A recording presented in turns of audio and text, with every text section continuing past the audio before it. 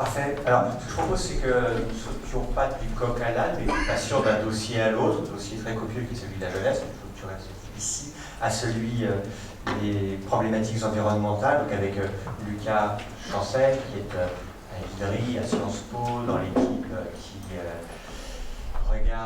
d'économistes qui regarde l'évolution des inégalités à l'échelle mondiale. Donc, c'est l'occasion de venir avoir des 10 minutes de présentation et de discussion avec la salle sur cet enjeu dont on a déjà un tout petit peu parlé ce matin, car évidemment le risque environnemental n'était pas du tout conceptualisé, ni même imaginable, comme pouvant s'intégrer à la grande sphère de la sécurité sociale il y a quelques années, quelques décennies, et depuis quelques temps ça se précise. Merci beaucoup. Et sans PowerPoint, vous avez dit. Ouais, ok.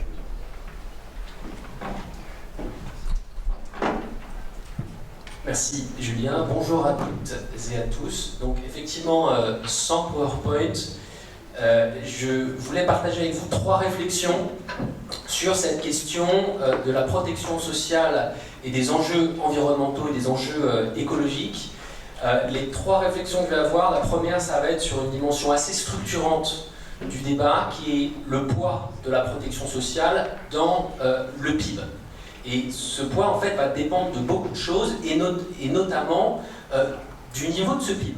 Et le niveau de ce PIB dépend de l'environnement et des politiques environnementales. Premier point. Deuxième point, il y a une vraie question sur l'émergence de nouveaux risques.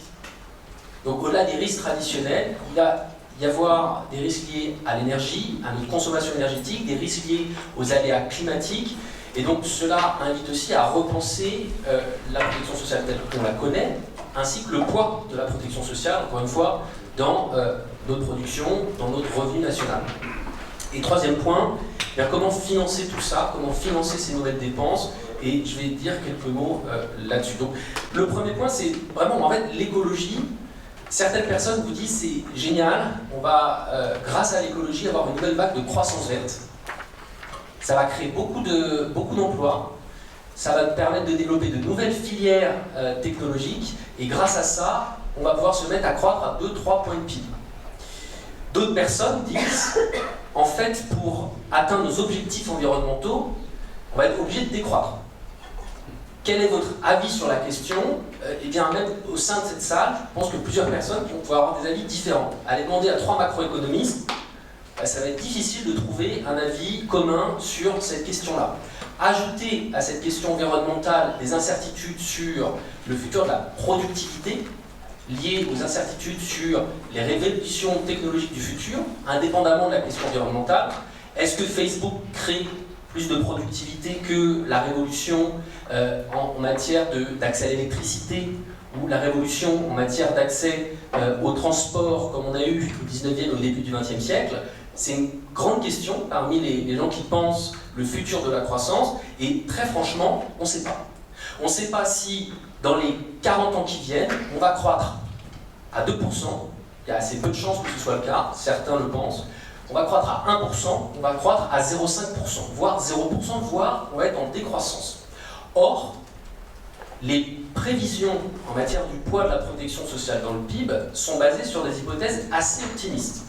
La protection sociale dans le PIB en 1960, c'est 15%, aujourd'hui 30%. Selon la Commission européenne, en 2050, on sera à 35%. Ce type de prévision-là est fait avec une hypothèse de croissance qui est à peu près un point au-delà, un point au-dessus de ce qu'on observe depuis 15 ans en France et dans la zone euro. Et en général, les prévisions officielles de croissance, en fait, se trompent à peu près d'un point.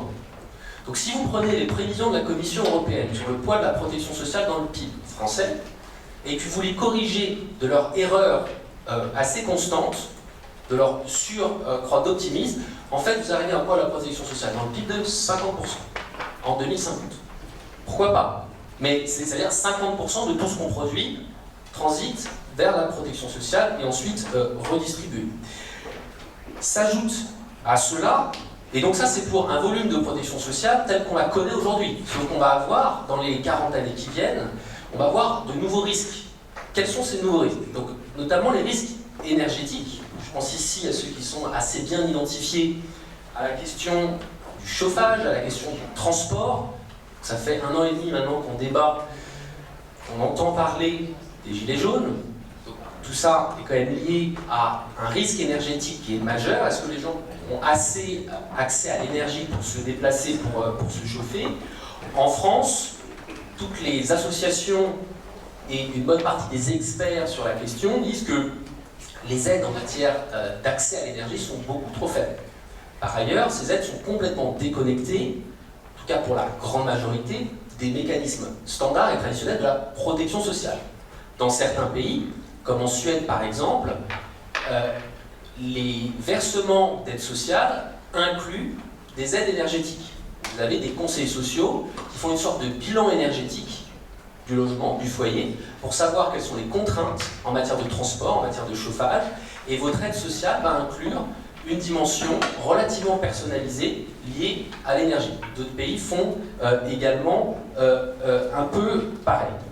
Aujourd'hui en France, pour résumer, pour schématiser, on pourrait dire qu'on a une dissociation totale entre les administrations environnementales, type ADEME, et les administrations de la protection sociale. Même si les choses avancent, évoluent dans le bon sens, il me semble, on est encore très loin d'une intégration de ces enjeux.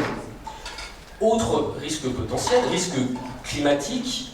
Donc, le changement climatique va modifier les climats de nos régions, accroître l'occurrence des risques climatiques extrêmes, ouragans, sécheresse ou inondations. Pour l'instant, le mécanisme collectif assurantiel, c'est est-ce qu'il y a ou pas déclaration d'un état de catastrophe naturelle. Est-ce que c'est suffisant? Ce qui est intéressant sur cette dimension, il me semble, aujourd'hui, c'est de voir que les pays qui aujourd'hui n'ont pas de protection sociale sont en train de la développer précisément pour faire face à ces risques-là.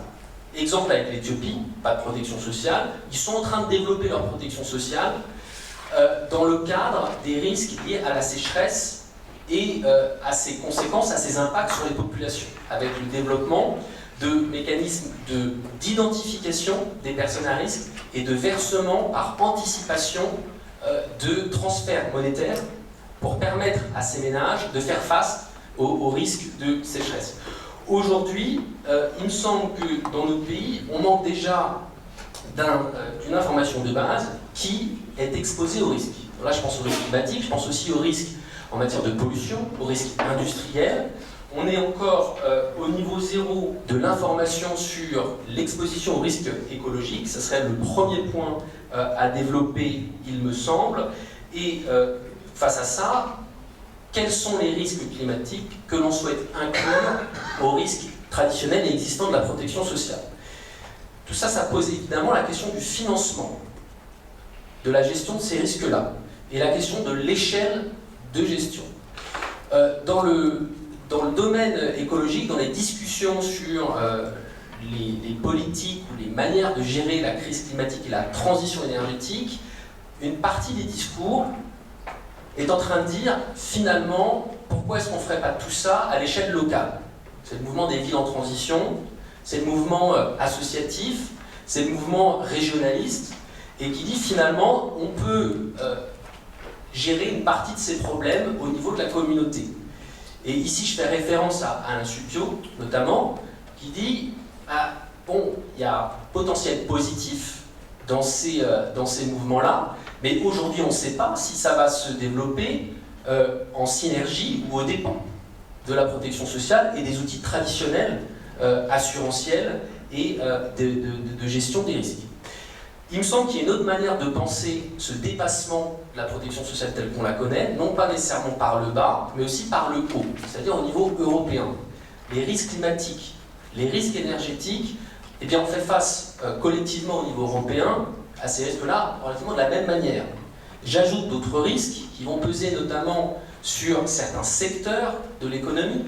Si demain on met en place une taxe carbone au niveau européen, les ouvriers du charbon en Pologne seront fortement touchés par une telle taxe carbone. Certains secteurs de l'économie en France peuvent l'être aussi. Il faut ici qu'il y ait, il me semble, des mécanismes assurantiels, des mécanismes d'aide au niveau européen. Et comment on finance ces mécanismes-là? Eh bien, Dans le cadre de cette discussion sur l'environnement, on peut évidemment penser à de nouvelles taxes sur les polluants. Taxe carbone, taxe sur les pollutions industrielles, avec le principe du pollueur-payeur. Le problème, comme on l'a vu depuis un an, c'est que ces taxes souvent sont régressives. Elles pèsent davantage sur le budget des ménages modestes que sur le budget des ménages aisés. Ici, un petit exemple qui me semble intéressant.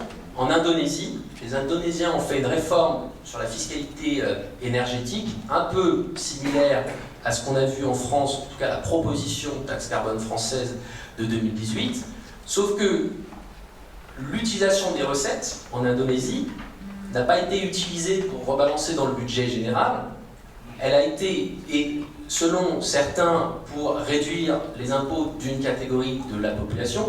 En Indonésie, les recettes de cette fiscalité énergétique ont été utilisées pour abonder, ici encore une fois, le développement d'une assurance santé universelle qui n'existait pas en Indonésie. Donc on a ici aussi la création d'une nouvelle forme de protection sociale financée par des taxes sur les polluants. Dans le contexte français, dans le contexte européen, au regard des incertitudes sur le futur de la croissance du PIB, au regard de la corrélation actuelle entre le financement de la protection sociale et l'évolution du PIB, eh bien, il semble intéressant de mettre davantage à contribution les patrimoines, les revenus des patrimoines, mais aussi le stock de patrimoine, notamment au regard de ce qu'on vient de discuter, la confiance vis-à-vis des jeunes. Les patrimoines sont essentiellement concentrés sur la partie, les 50% les plus âgés de la population, sont plus concentrés que les revenus par ailleurs.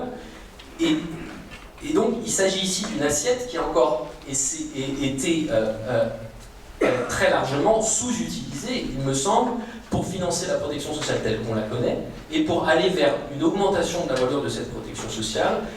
Voici une piste, voici une dimension qu'il peut être intéressant de regarder très sérieusement si on veut à la fois faire face à cette incertitude sur le futur de la croissance, sur la nécessité de faire face à de nouveaux risques, et enfin, si on veut faire tout ça d'une manière qui soit politiquement soutenable dans le cadre d'une société où on retrouve une réelle forme de confiance entre les citoyens et cet outil formidable qui est la protection sociale. Merci beaucoup, toujours en 10 minutes, c'est pas facile pour les gens qui